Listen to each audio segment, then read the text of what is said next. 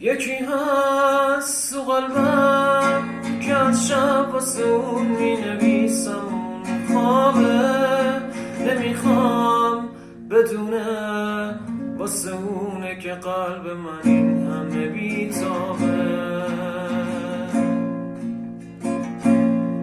یه کاغذ یه خودکار دوباره شدم دم این دل دیوونه، یه نامه که خیسه پر از عشقه با کسی بازم اونو نمیخونه.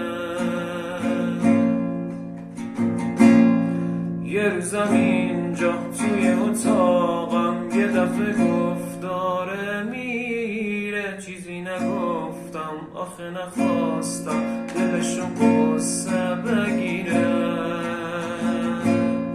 گریه میکردم درو که میبست میدونستم که میمیرم.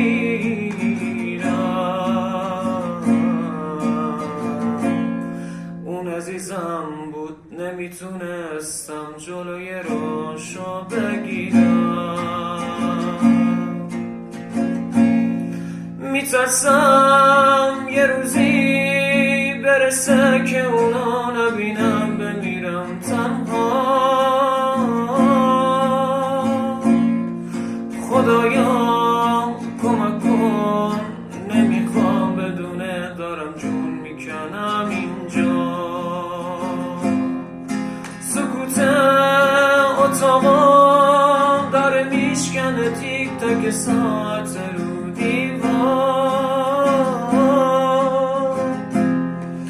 دوباره نمیخواد بشه باور من که دیگه نمیاد انگار.